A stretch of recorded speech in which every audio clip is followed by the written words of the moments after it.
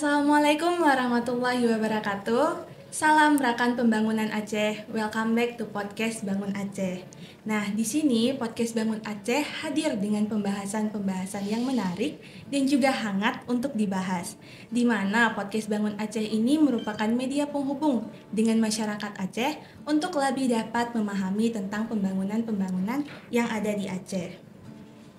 Nah, tema podcast kita kali ini yaitu tentang advokasi percepatan Open Defecation Free atau ODF Provinsi Aceh sebagai pemenuhan target RPJMN 2020 sampai dengan 2024 dan komitmen bersama Gubernur dan Bupati Wali Kota serta se-Aceh pada tanggal 23 November 2023. Di sini bersama saya Indra Aulia Putri Rahman sebagai host yang akan memandu podcast kita hari ini. Nah, dan saya di sini ditemani oleh narasumber kita dari Kementerian Kesehatan Republik Indonesia.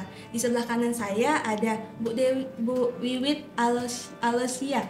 Ya, dan di sebelah kiri saya ada Bu Dewi Marlina. Iya, selamat pagi. Selamat pagi, Bu. Bagaimana kabarnya, Ibu? Alhamdulillah. Baik, alhamdulillah begitu.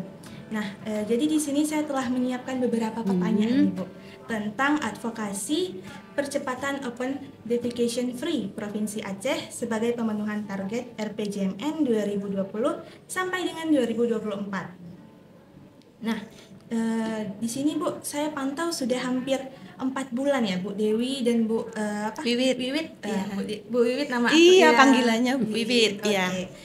Sudah hampir 4 bulan berada di Provinsi Aceh. Kira-kira ngapain aja nih Bu? Tentang terkait advokasi percepatan stop DABS. Ya, saya diawali saya nih ya. Iya. Baik, selamat pagi Bapak Ibu semuanya, rekan-rekan kaula muda dan Bapak Ibu para masyarakat Aceh lah ya, masyarakat di Provinsi Aceh. Ini kami berkesempatan diajak podcast bareng Biro Administrasi Pembangunan Pemprov Aceh. Apresiasi pastinya untuk Pemprov Aceh atas kegiatan percepatan SBS menuju ODF gitu ya untuk Provinsi Aceh, dan kami juga senang gitu ya diajak bisa di ruang podcast ini supaya bisa lebih jelas lagi mungkin untuk menyampaikan bahwa keberadaan kami di Aceh yang 4 bulan itu sebenarnya mondar mandir ya, nggak stay di Aceh gitu maksudnya. Jadi kami 4 bulan ini ada di Aceh karena memang menindaklanjuti komitmen gitu. Ada komitmen dari pemerintah Provinsi Aceh sendiri, dalam hal ini kepala daerah ya waktu itu gubernur bersama seluruh bupati wali kota di Provinsi Aceh.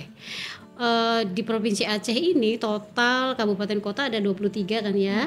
23. Nah, sampai dengan akhir tahun lalu baru 2 kabupaten kotanya yang sudah menyatakan dia sudah stop buang air besar sembarangan, yaitu Banda Aceh dan Sabang ya. Baru 2 itu, sehingga masih ada sisa 21 kabupaten kota yang kami lihat secara data karena kami di pusat ada data yang bisa kami pantau ya real time, di mana capaian kepala keluarga, karena kami melihatnya by data sampai ke kepala keluarga itu belum mencapai 100% stop buang air besar sembarangan di 21 kabupaten kota di Provinsi Aceh. Sehingga waktu akhir November 23 November ya, akhir tahun lalu itu dilakukanlah komitmen bersama. Komitmen bersama ini selain para kepala daerah tadi, juga kami tim pusat itu tidak hanya Kementerian Kesehatan ya Bu Wiwit ya. Jadi kita waktu itu ada dari Kemendagri juga, ada dari Bappenas juga, ada dari Kemen PUPR, yang memang 4 kementerian ini yang punya tusi untuk mengawal yang namanya sanitasi ini hingga menuju sanitasi aman ya. Nah, kami menindaklanjuti itu. Jadi tindak lanjut ini sebenarnya tidak semua provinsi bergerak seperti Aceh. Ini yang harus kami apresiasi di Provinsi Aceh. Karena percepatan ketika dia sudah berkomitmen mau menyelesaikan 21 sisa tadi, itu masing-masing provinsi punya gaya gitu ya, punya cara, punya gaya, punya strategi. Karena yang paling tahu plus minus gitu ya, kelebihan dan kekurangan di wilayahnya pastinya teman-teman di Aceh sendiri. Nah, setelah dilakukan komitmen tersebut, ini Biro Adpem yang leader gitu ya, dalam hal ini Pak Karo, Pak Robi yang sudah sangat familiar dengan kami ya Bu Wiwit, karena interaksi yang komunikasi yang sangat baik. Beliau menyampaikan bahwa akan melakukan percepatan ini dengan menjaring komitmen para implementator yang paling bawah, pelaku yang paling bawah, supaya ini memang benar-benar segera tuntas. Target SBS Provinsi Aceh 2024 ya, waktu dikomitmenkan di 2003 itu tercapai gitu ya. Nah, jadi diskusi kita, walaupun diskusinya tidak langsung kami mengunjungi Aceh, komunikasi WA, Zoom meeting dan lain-lain, kami kemudian diundang begitu untuk mendampingi kegiatan percepatan di 21 kabupaten kota tadi dengan 4 klaster. Nah, 4 klaster. Jadi klaster pertama ada 5 kabupaten kota, lalu klaster kedua itu ada 4 atau 5 kabupaten kota, sehingga total 21 kabupaten kota itu dibagi di 4 klaster ini. Nah, alhamdulillah kebetulan juga saya berkesempatan mendampingi terus selama 4 klaster ini berjalan, sehingga kesannya saya kayak bolak-balik Aceh terus nih. Mudah-mudahan nggak bosan lihat saya ya. Nah, selanjutnya di klaster pertama emang saya waktu itu hadir.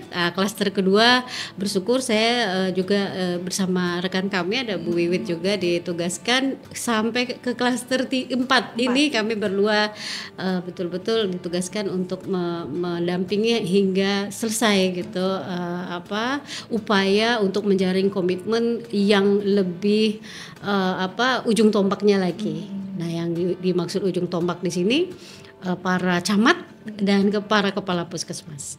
Jadi itu yang kami lakukan, dan alhamdulillah kemarin terakhir di titik klaster 4 itu di Aceh Barat Daya, banyak kepala daerah langsung yang ikut hadir ya, ada PJ Bupati, PJ Wali Kota, dan ada beberapa juga yang berkenan jumpa gitu sambil kami perjalanan menuju Aceh, juga kita ketemu di tempat makan ataupun mampir di pendopo beliau-beliau itu. Ini kami sangat apresiasi, luar biasa. Pemerintah Provinsi Aceh melalui Biro Adpem ini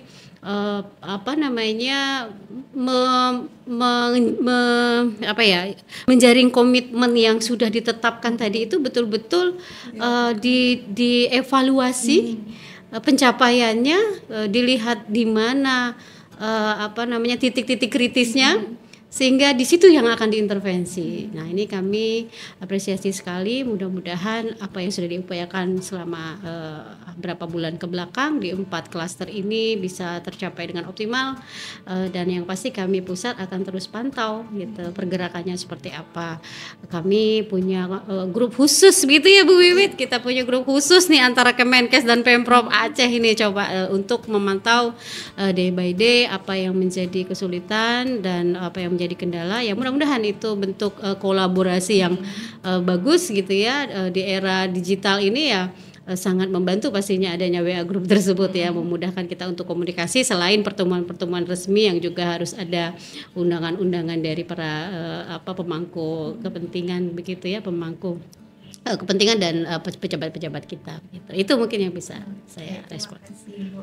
Nah, karena Bu Dewi udah, saya mau ke Bu Wiwit nih. Iya.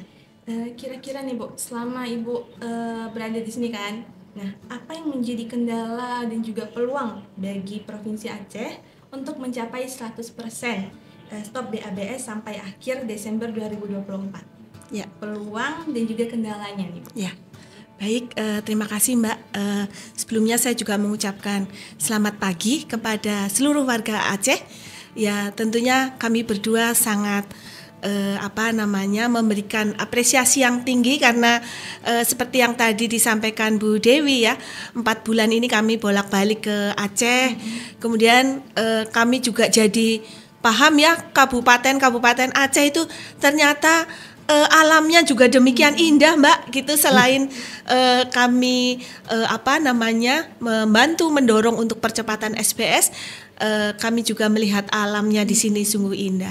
Jadi terkait dengan percepatan SBS ini mungkin yang bisa diambil dari pembelajarannya, peluangnya yang pertama tentunya adanya komitmen dari pimpinan tertinggi di Aceh ya, dalam hal ini Bapak Gubernur ya, berikut juga diikuti oleh pimpinan kepala daerah di seluruh Aceh, dan juga tadi seperti yang Bu Dewi sampaikan ditindaklanjuti komitmen sampai di pimpinan yang paling bawah, Pak Camat, kemudian Kepala Puskesmas, dalam hal ini juga Pokja PKP-nya juga terlibat begitu ya.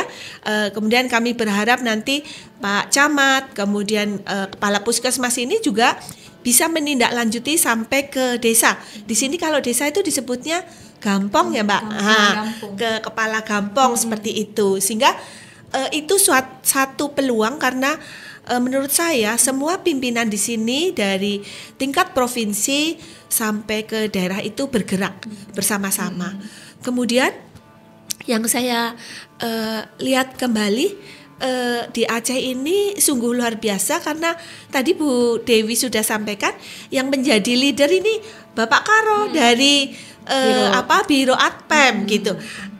Kelihatannya di wilayah Indonesia yang lain belum ada ini. Ini mungkin juga satu pembelajaran yang baik itu karena Pak Robi itu saya melihatnya beliau semangat gitu ya, tulus, dan kemudian dia itu memang ingin sekali bahwa Aceh ini nanti bisa untuk stop dari BAB sembarangan.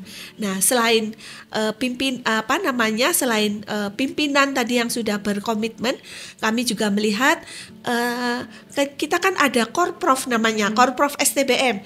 Nah, kebetulan Korprov yang di Aceh ini ya namanya Mbak Fitri kalau nggak salah, dia juga orangnya sangat-sangat lincah dan juga komunikasinya baik begitu kepada seluruh teman-teman yang ada di Dinkes Kesehatan maupun di Puskesmas, dan juga tentunya Mbak Fitri ini juga didukung lah oleh Pokja PKP dan juga oleh mungkin pimpinannya yang ada di Dinas Kesehatan, sehingga saya melihat beliau juga dengan teman-teman yang ada di Biro Apem, dengan teman-teman di daerah itu komunikasinya lancar. Jadi saya melihatnya, wah ini berarti sudah sering komunikasi, sudah kenal, sudah akrab seperti itu. Nah, hal ini mungkin menjadi lebih mudah untuk mewujudkan cita-cita yang sama. Tentunya yang tidak kalah penting ketika pimpinan sudah berkomitmen ya, tentunya tidak kalah penting hal seperti ini juga kami berharap bisa didukung oleh seluruh warga Aceh gitu. Karena kalau misalnya pimpinan sudah komit tetapi warga tidak mendukung, stop BABS juga tidak akan terjadi. Jadi kami berharap warga Aceh ini tentunya juga saya tahu mereka juga pasti tahu tentang sanitasi, paham, dan kami berharap mereka bisa melakukan dan mau melakukan untuk sanitasi yang lebih baik seperti itu. Di samping itu mitra-mitra yang ada di sini, mitra pembangunan, saya melihat ada Yayasan Hijau, kemudian dari Speak Indonesia, dan juga mungkin dibantu Baitul Mal ya, kemudian juga dibantu dari mungkin ada dari UNICEF ya seperti itu, atau apapun CSR yang mungkin tidak bisa saya sebutkan satu persatu di sini Mbak, karena dengan seluruh komponen yang bergerak bersama, punya satu misi visi yang sama, ini akan lebih mudah untuk mewujudkan Aceh yang stop dari BABS sembarangan. Itu peluang yang ada. Selain peluang tadi nanyanya apa? Kendala. Kalau kendala mungkin satu saja yang saya melihat di sini, karena tadi kami sudah berjalan melalui darat juga ya Mbak, ada yang 12 jam, ada yang 7 jam begitu. Mungkin kendalanya sedikit terkait dengan geografis gitu. Jadi mungkin nanti harus dipikirkan juga teknologinya ketika masyarakat yang di pesisir pantai itu bagaimana untuk bisa menggunakan sanitasi yang memang aman mungkin dari gelombang laut, sehingga tidak bocor begitu, tidak pecah ya kalau kena gelombang begitu. Atau mungkin warga masyarakat yang tinggal di pegunungan, atau mungkin ada daerah di sini yang mungkin suka banjir atau mungkin kekurangan air. Nah, ini mungkin memang dengan leader dari Pak Kepala Biro APEM ini, kami berharap hal-hal yang seperti ini tentunya bisa diatasi. Karena menurut kami satu langkah sudah berhasil dilewati. Biasanya kalau satu langkah sudah berhasil dilewati, langkah berikutnya akan lebih mudah. Seperti itu Mbak. Gitu. Jadi sekali lagi kami berdua memberikan apresiasi khususnya Kementerian Kesehatan, khususnya juga dari Direktorat Penyihatan Lingkungan memberikan apresiasi yang tinggi sekali kepada seluruh pimpinan dan juga warga masyarakat di Aceh ini. Ya, mudah-mudahan nanti ketika kami datang kembali berikutnya Mbak, Aceh ini sudah mendeklarkan ya, Provinsi Aceh sudah mendeklarkan stop BABS sembarangan. Ya, terima kasih. Oke, Bu. Makasih Bu Wiwit. Iya. Sekarang kita kembali ke Bu Dewi nih. Nah, bagi Ibu nih, ada nggak yang dapat direplikasi atau sharing bagi rekan pembangunan dan juga para mitra pembangunan terkait upaya capaian stop BABS yang ada di Aceh? Maksudnya apa yang ada di Aceh yang bisa menjadi lesson learn bagi area provinsi lain begitu? Oke. Banyak sekali pastinya. Jadi ini kami jujur saja begitu, karena memang concern pimpinan kami juga dalam hal ini Direktur Penyihatan Lingkungan gitu ya, melihat tadi yang saya sampaikan di awal bahwa ketika sudah berkomitmen level kepala daerah, gubernur, bupati, wali kota, sudah terjadi nih komitmen berita acara bersama, masing-masing punya gaya untuk mencapai tujuan yang sudah dikomitmenkan tadi. Nah, gaya Aceh ini yang paling menarik untuk kita jadikan contoh. Sehingga pimpinan sampai ke titik terakhir di klaster 4 hadir dampingin. Bahkan kita mendukung juga dengan support anggaran dari Kemenkes untuk klaster 4 ini. Nah, jadi cara percepatan dengan tantangan yang tadi disebutkan Bu Wiwit, bahwa ada tantangan dari sisi geografis, itu sebenarnya dengan menggunakan strategi klaster ini sudah jawaban nih, udah ada kebaca nih dari Biro APEM bahwa harus dibikin klaster-klaster seperti ini. Lalu dengan membuat klaster seperti itu, menetapkan titik mana penyelenggaraan kegiatannya, kemudian ada area sekitar tempat penyelenggaraan itu akan berkumpul di situ, sehingga itu strategi yang bagus. Dan satu titik selesai ini di satu klaster, beralih ke klaster kedua. Sebelum beralih itu kami perhatikan Biro APEM ini menyebarluaskan apa yang sudah terjadi di klaster 1, sehingga di klaster 2 segera prepare. Oh seperti itu nih, mereka udah mencapai, mereka bergerak, kabupaten ini bergerak, dan itu levelnya, karena ini Biro APEM ya, levelnya itu para kepala daerah nih yang diadu gitu ya. Ini loh, kabupaten ini sudah seperti ini loh, pergerakannya cepat sekali gitu ya ketika sudah berkomitmen. Sehingga ke klaster 2, 3 terakhir keempat kemarin betul-betul Pak Robi melit kegiatan ini tuh bagus sekali dengan provokasi positifnya ke para kepala daerah, sehingga kepala daerah itu kayak diberi challenge gitu, tertantang. Wah, mereka udah berhasil, wah kami juga dong, caranya gimana, strateginya bagaimana, kan gitu. Nah ini pola ini akan kami bawa sebagai oleh-oleh kami untuk pusat yang nantinya akan menjadi pembelajaran di tempat-tempat lainnya. Nah, pola ini juga bukan hanya kami tim pusat, dalam hal ini kementerian dan lembaga, CSR yang terlibat di sini pun akan kami dorong nih mitra-mitra lainnya ya Bu Wiwit ya. Yang tadi disebutkan ada Aceh Hijau yang didukung oleh UNICEF, kemudian terlibat juga di Klaster 4 Speak Indonesia, kemudian bagaimana di sini Aceh punya Baitul Mal gitu kan. Nah, jadi kami akan bawa juga ini ke teman-teman mitra kami lainnya. Ini loh, seperti ini loh strategi Aceh. Jadi silahkan mengadop banyak hal positif pastinya, karena memang kesamaan antar provinsi se-Indonesia itu adalah tantangan itu demografi tadi, geografi tadi juga, bagaimana ada sebelah barat misalnya perbukitan, sebelah timur tadi pesisir gitu ya. Jadi dengan wilayah-wilayah yang jauh, nah strateginya dengan menggunakan klaster-klaster. Walaupun memang cukup effort gitu ya, cukup waktu, tapi ternyata memang wilayah Indonesia yang begitu luas ini kita harus sentuh langsung, dan memang harus punya waktu ya bertemu langsung dengan mereka-mereka yang bergerak di ujung tombak ini. Kalau kita lewat Zoom meeting bisa sih, tapi dengan keterjangkauan jarak itu otomatis sinyal pun akan hilang, on off.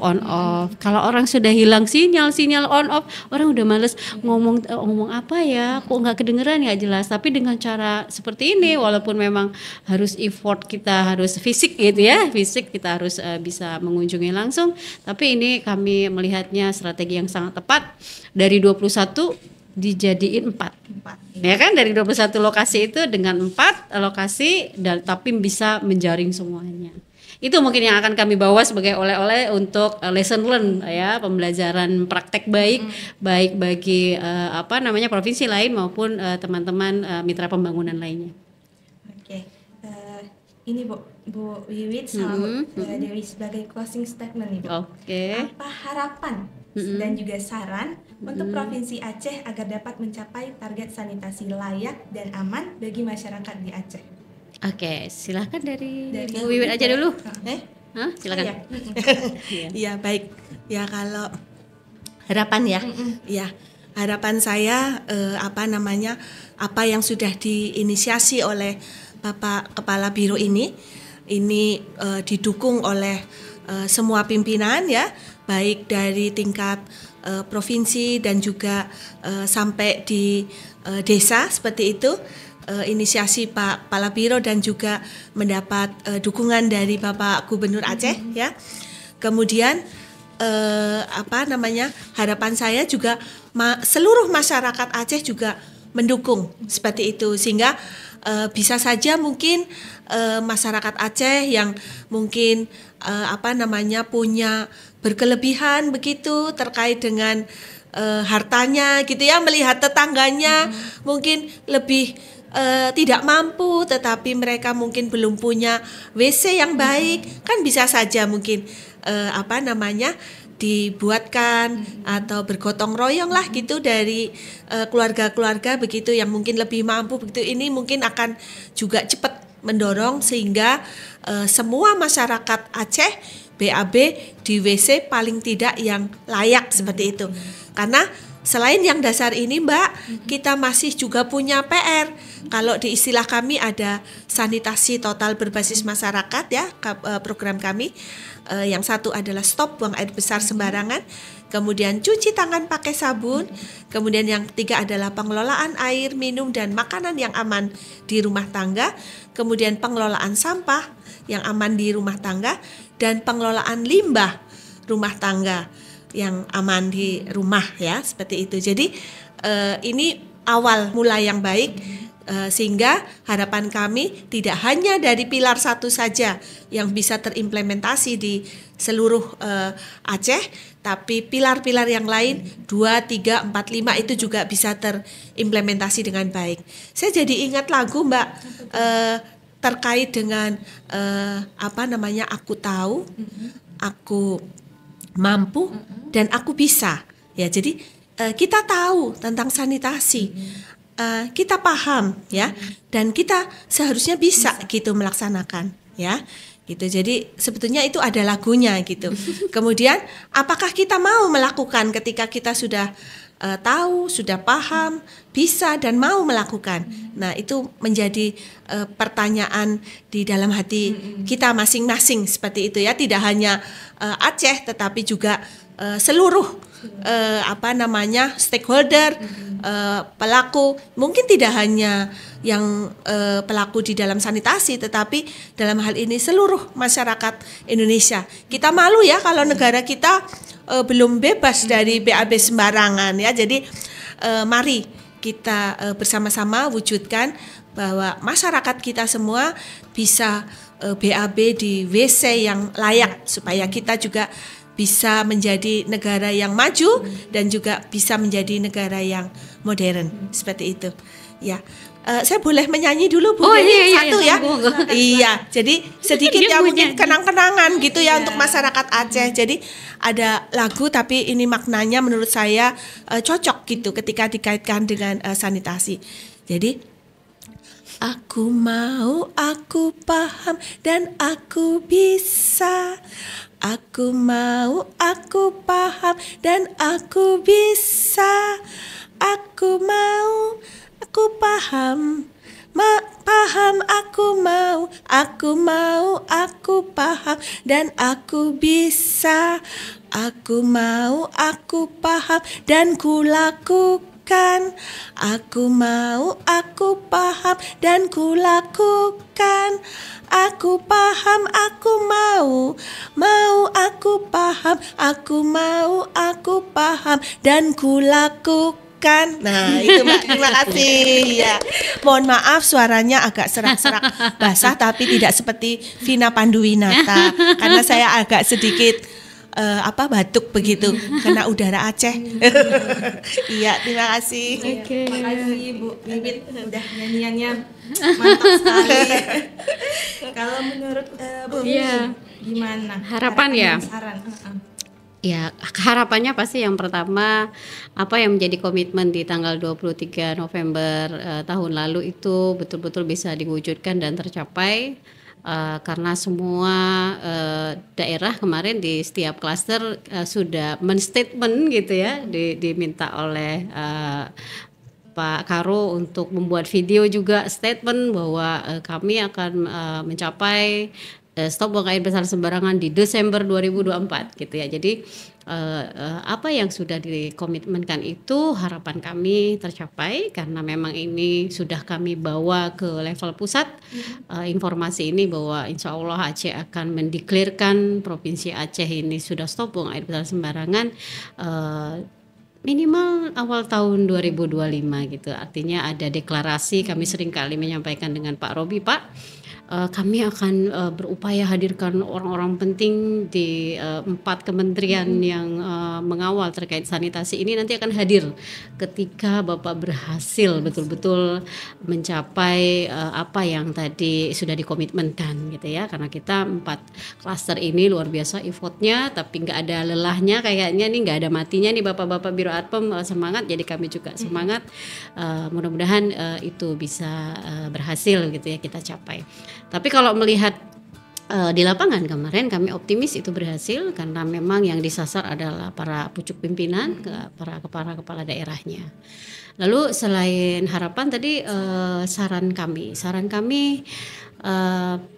aktifkan Pokja PKP ya, karena memang sebenarnya sudah aktif, tapi mungkin strategi berikutnya adalah lebih dioptimalkan lagi.